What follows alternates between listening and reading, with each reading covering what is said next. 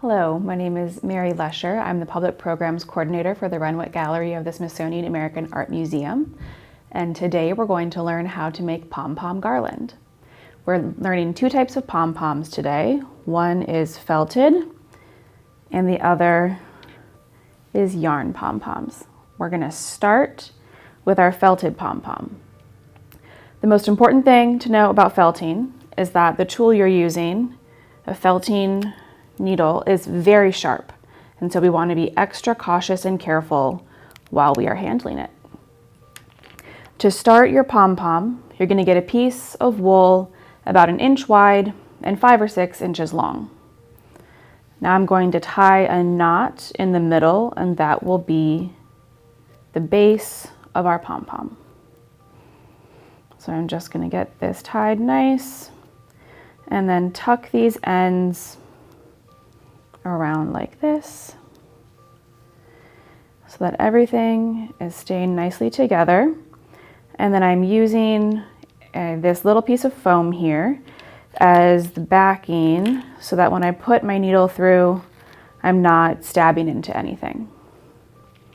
I'm also going to be wearing these little rubber thimbles which protect my fingers just in case I do accidentally get the needles too close to my hands. The process of felting is condensing the fibers of this wool until they form a smaller ball. And so you're going to take your felting needle and just slowly and carefully insert it into your piece of wool.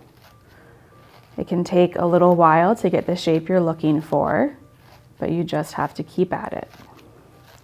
And once I've finished one section, I'm just going to move it over so I can start on another side where I'll be condensing. You want to make sure your needle is going directly into the wool. You don't want to be twisting it or putting pressure on it with the wool because that will cause the needles to break. So we're just being very gentle as we do this, moving it around.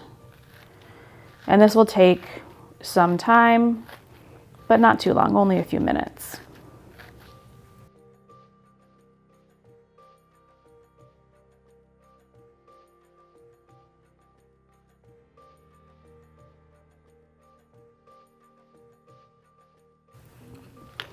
Okay, now I have my felted ball close to where I want it to be. When you squeeze it, it should feel much more firm and condensed than it did at the beginning. I'm going to give it a quick roll just to help it come nicely into this little pom-pom shape. And now for the rest of my felting, I'm going to be making really shallow holes, and I'm trying to help pull up the fibers around these little seams where our knot came together to help camouflage those so that they're not as visible. I'm going to go in at kind of a side angle here so that it's easier for my needles to pull some of this fiber together. Again, being very careful with the felting needles because they are extremely sharp.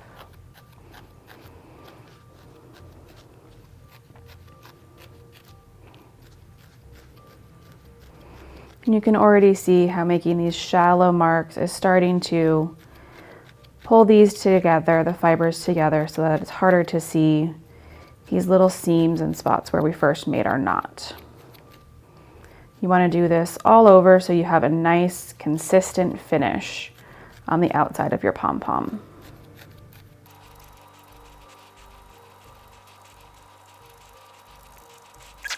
So I am pretty happy with that. It's come together nicely. Now that we have made a felted pom-pom, we are going to switch to yarn pom-poms.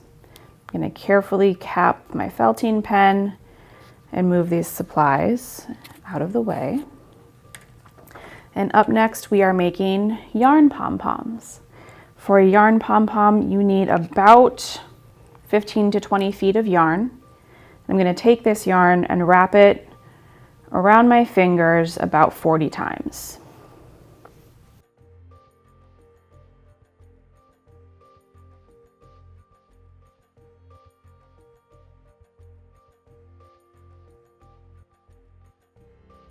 And now I'm left with this little bundle of yarn. I'm taking an additional piece of yarn, putting it right underneath, and then tying a knot right around the center of my bundle here. We want this to be as tight as possible because this is what brings all of our different strands of yarn together to make our pom-pom very fluffy. Again, I'm keeping pressure on here to make sure my knot stays nice and tight. Just gonna double knot that. And now I'm trimming off these ends. And now I need to go around all of these loops on either side and cut them in half. Make sure that you cut all of them. Some of them are going to hide further down because they're a little bit shorter, and you just have to go through all of them. And now I am left with this very messy little ball. In order to make this look more like this, I have to spend a lot of time trimming down my extra yarn. So I'm just going to take this and start trimming off my excess, all the parts that are too long.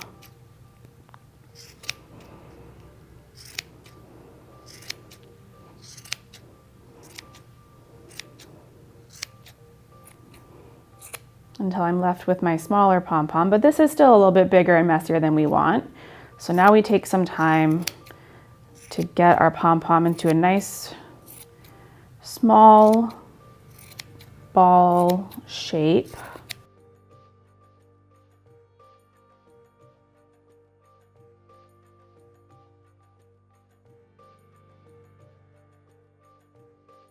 Okay, so I'm fairly happy with that. I'm going to do one more pass over to cut off any strands that are still too long or sticking out. Not perfect, but will look beautiful on my garland. The last kind of pom-pom I'm going to show you how to make is a multicolored yarn pom-pom. For this, I'm taking 3 strands of yarn and I'm wrapping it around my hand the exact same way that I did my blue pom-pom, about 12 to 15 times because I have 3 strands, so I don't need to go around quite as much.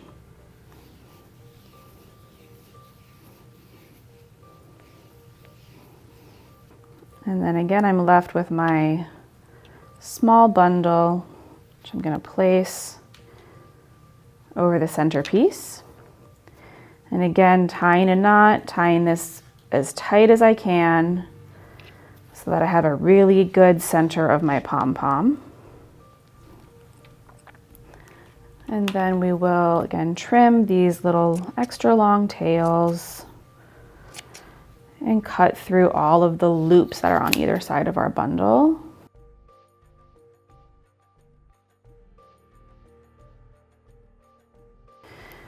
And now I'm going to repeat the same process of trimming this down until it becomes a nice, tidy pom-pom.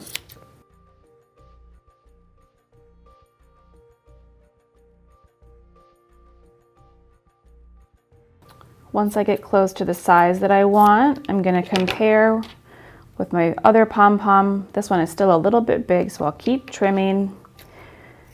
All of our pom-poms don't have to be the exact same size, but it's nice if they're somewhat close to the same size.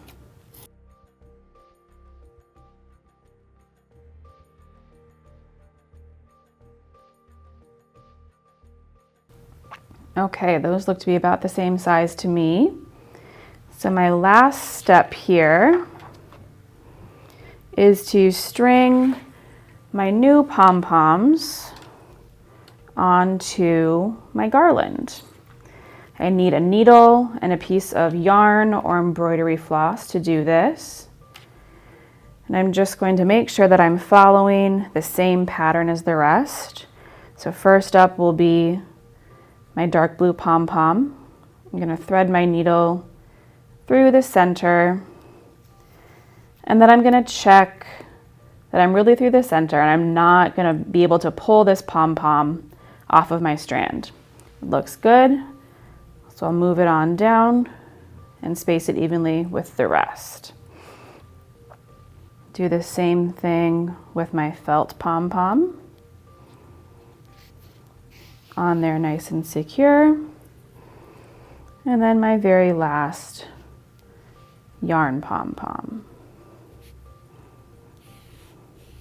Again, just checking to make sure that it's on there securely and it's not going to fall off.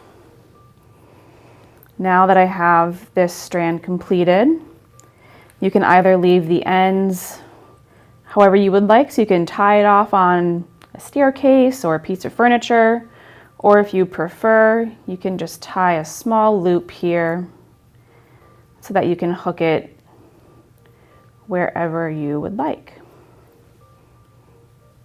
And here is our final product, our beautiful pom-pom garland with 2 different kinds of pom-poms, yarn and felt, including both one color yarn and multicolor yarn. I look forward to seeing you at Handi-hour, where you can customize your very own pom-pom garland. And thank you for joining us today.